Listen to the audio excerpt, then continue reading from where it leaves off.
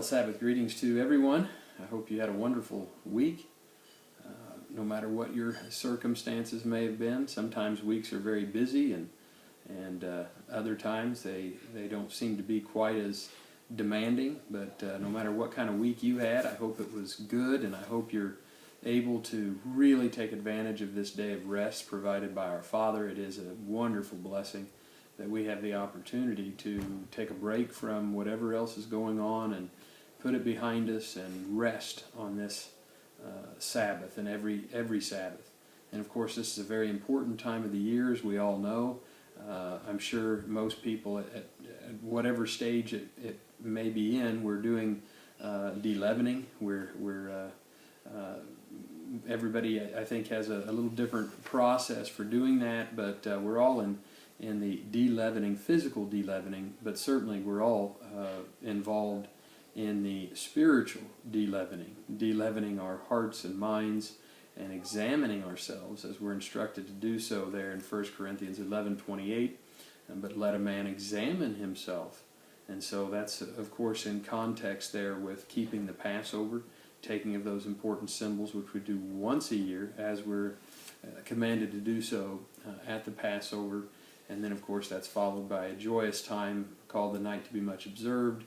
And then, of course, the first day of unleavened bread is a holy day. And then the last or seventh day of unleavened bread, of course, is a holy day. And so we look forward to opportunities to meet together for those special occasions. We know the Passover, again, is an extremely important part of the plan of God. And I want to talk just a little bit about this idea of self-examination. I can't help it this time of year. I think we're all very much involved in that process, and certainly we in the ministry are absolutely no different in that regard. We are examining ourselves. We're learning. We're growing. I wish I could tell you, everything that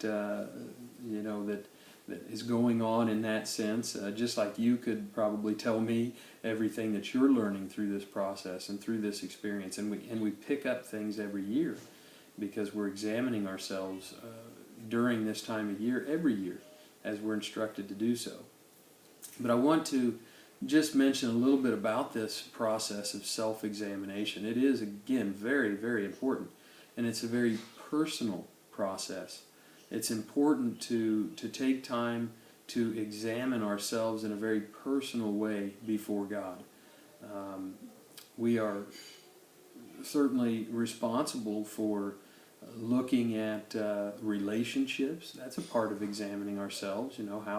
How are my relationships? Am I having healthy, wonderful, fruitful relationships, or am I involved in tumultuous relationships, relationships that are characterized by rifts and problems? If that's the case, and we have rifts and things that need to be addressed, then it's important that we consider how to go about addressing those types of issues. They are most often the most difficult to address are those personal relationships, the rifts that we may have with other human beings that are just as imperfect as we are. And so there's a way to go about that it's important to consider how to go about that and to do it in the right way. We have to be careful. I've seen this happen, and I'm sure we all have these tendencies at times if we're not very careful. It's what I like to call the poke 'em with a stick type of examination, and that's a very dangerous approach. It's where we feel that there's a rift that exists in a relationship that we may be having, and maybe we reach out to an individual, and the kind of approach we have is, "Hey, it's the Passover. Don't you have something to say to me? Isn't there something you want to discuss?" It's kind of like poking a stick at the other guy. And that is certainly missing the point of self-examination. We're to be looking at ourselves. We don't put the emphasis on what everybody else is doing and what they're not doing. We put the emphasis on the reconciliation that we need to make. The other person is responsible for the reconciliation that they need to make. We are responsible for our part in any rifts that may be that may exist in our relationships. And so we want to be very careful, because a lot of times that, poking the stick method really does not serve the kind of purpose that God expects for us to be serving here during this time of the Passover. It's deep personal introspection, looking at ourselves, looking very deeply at our character, and what our part may be in any rifts that are taking place in relationships. And it's very important that we look at it in that way. Now, if there's something we can do to reconcile, or it's interesting in Galatians 6, Paul says, "Brethren, if a man is overtaken in any trespass, you who are spiritual, restore such a one in a spirit of gentleness, considering yourself, lest you also be tempted." So even in restoring someone, those that are spiritual, those that are mature, have a responsibility to, if possible, to reach out. But always, in this context, Paul brings it out, considering yourself, lest you also be tempted.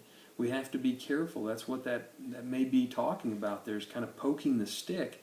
We have to be very careful to consider ourselves, lest we become tempted, lest we are tempted to do something that may only exacerbate the situation and not actually serve to make peace, and to, perhaps apologize for our part in a rift, or whatever may need to be done. So it's a very delicate balance, and that's why this time of year is so important, that we approach it with the right mind frame, that we approach it with God at the very center of these things, and a deep sense of introspection and self-examination.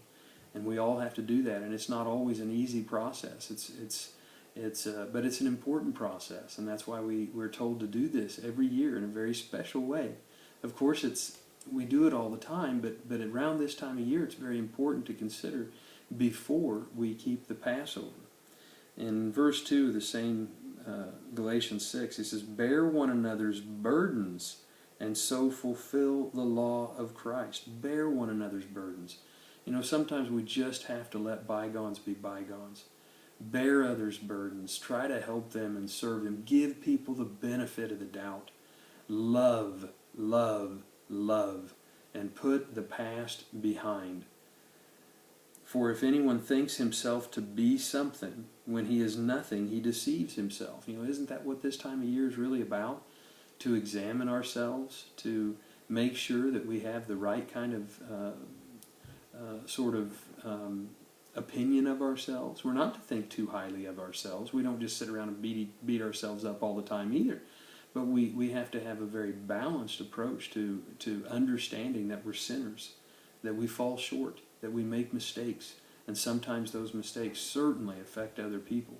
And God wants us to try to come to terms with those things, understand our part in those difficult situations we find ourselves in, these rifts that we have with other people, and try our level best, not worrying about what the other person's doing, but look at our part in it. Because certainly, anytime there's difficulty, it's very, very rarely is it just one person's problem. If we're in relationships and friendships and those types of things, we've got to be willing to say, no, I want to see my part in it. I can't change anybody else. And that's what we all have to be very understanding of, that we're not going to be able to change other people.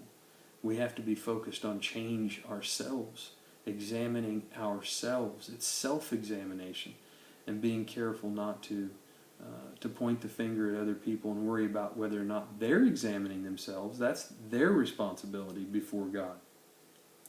But he finally says here, "But let each one," verse 4 of Galatians 6, "let each one examine his own work, and then he will have rejoicing in himself alone and not in another. For each one shall bear his own load." See, we can't rejoice in others or blame others or anything. We bear our own load, and we have to examine ourselves, and we're responsible for our own part in our relationships and that sort of thing. And again, sometimes navigating relationships is the most difficult part of this way of life. The world has its way of going about things and doing things, and tends to lead to strife and contention and hurt feelings and bitterness and everything else. And we want to try to resist that with all of our might. Draw close to God. really in deep, deep introspection and ask God to help us to see ourselves, even if it's hard, even if it hurts. And sometimes it does. It does hurt when we're able to see those things. But we have this time of year as a wonderful opportunity to examine ourselves and then to move forward and to be reconciled with one another, to love each other, and to start the spiritual year out right, because it all starts right here. So anyway, I'll go for now. I probably went on too long here, but again, I know we've all got a lot on our minds this time of year. I hope it's been a profitable process for you. We've got another a little over a week or so before the Passover, so let's take full advantage of this time. I hope you have a tremendous and wonderful, restful Sabbath and a profitable Sabbath wherever you plan to be. We'll be, God willing, we'll be in the Dells to keep the Sabbath, and looking forward to that very much. We love you all. I love you all. Take care, and we'll talk to you again real soon.